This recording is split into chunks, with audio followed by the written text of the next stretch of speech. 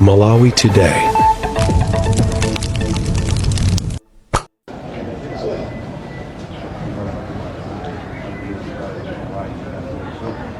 Pamene kumacha mmamawa lero anthu ambiri ndi odabwa komanso ozizimuka kuona Jesse Kabwira ndi Vitumbiko Mumba ku khoti. Kodi anthu amenewa timayesa ngati kuti milandu yawo idatha? Anthu amenewa timaona ngati kuti basi mmene adatuluka palibenso chilichonse chimene chizachitike.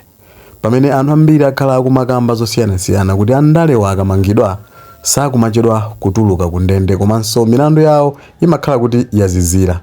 Lero anthu azizimuka kuona anthu amenewa akuonekeranso ku khoti. Kodi kumeneko kuli chiyani? Tatiye ndione satani wankhani imeneyi kuti kumeneko kukuchitikanji komanso nchifukwa ninji amenewa akuoneka ku khoti kumeneko. Nkhani iliyonse ikunena kuti nduna yakale yoona za malonda Vitumbiko Mumba pamodzi ndi mneneri wa chipani cha Malawi Congress Party Jesse Kabwira lero alowa m'bwalo la Lilongwe Magistrate Court kuti ayankhepo ngati akuvomera kapena kukana milandu yomwe ali nkuwazenga. Inu mukudziwa bwino kuti awiriwa akuimbidwa mlandu okamba kapena kuti ofalisa zinthu za bodza, pomwe anthu sanena kuti zinthu zabodza zidziwika kuti zabodza pamene khoti laweruza, koma mukudziwa bwino kuti ankafalisa nkhani yonena kuti chipani cha Democratic Progressive Party DPP yabera chisankho komanso akubera zisankho nthawi imeneja pamene bungwe la MEC linali lisanalengeze chinachi chonse chokuzana ndi nkhani. Chinali lisanalengeze amene wawina, iwo ankapita kunja nkumafalisa zinthu ngati zimenezi. Nde bwalo la milandu komanso boma likunena kuti izi zinakatha kuyambisa chisokonezo mdziko muno, kotero anawatengera anthu amenewa ku khoti. Do you notice that titangovota pa Tuesday paja mafuta mbapezeka ngambwi mpaka lero no queues? Have you noticed with no more blackouts? Kunzimba ma blackout makhala twice 3 times a day. Mulongo mulimozi koma closed voting 6 o'clock pa mafuta ngambwi. Ma blackouts kutia patipo pompo. Now when Chakwera said kuti these are cartels and because it's been very generous and accommodative notifying people that are deemed cadets, really do know that they'll come back to haunt us. Go around town kuti mafuta mapezeka litiro magesa, there are blackouts anymore? No. All this was properly timed to embarrass government period elections, and only those who have been deceived and blinded by the spirit of mammon with money cannot see this.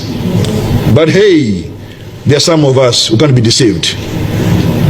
I want to say this boldly and strongly: the darkest hour comes before dawn.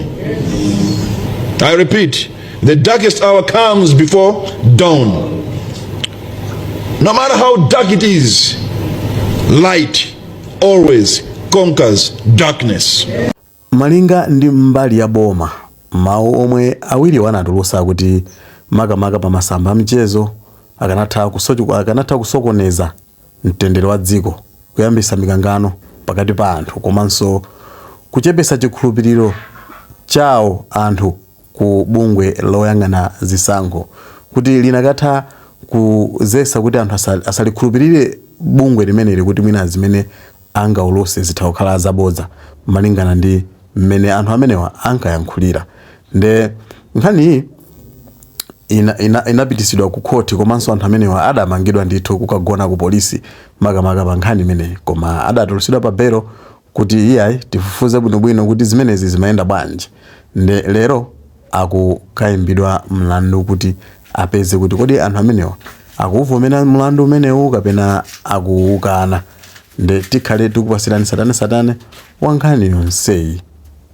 Ndetu pamene pa ngati Jesse Kabwira komanso Vitumbiko Mumba akhale kuti akuukana mlandu umenewu, nde kuti khoti likhazikitsa tsiku limene lizakhalenso likumva mbali ziwiri zonsezi, mbali ya anthu amene akuganiziridwa kuti anapolamula mlandu umene ndi wa Jesse Kabwira komanso Vitumbiko Mumba komanso mbali ya boma.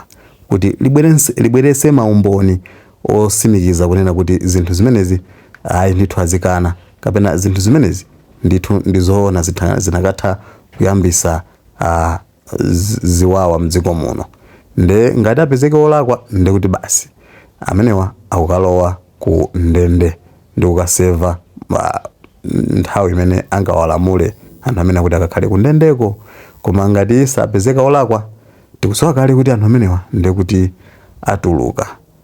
Tunde nkhani ikuyenda motero. Mukaona Jesse Kabwira komanso Vitumbiko Mumba akupezeka ku khoti lero, mtsiku la lero mama wanga tuno, mungoziwa kuti nkhani yake si inayi ndi imeneyi ndithu ya tsiku limene la zisankho. Mukuziwa bwino kuti kuna avuta atonthawi imeneja achina we got this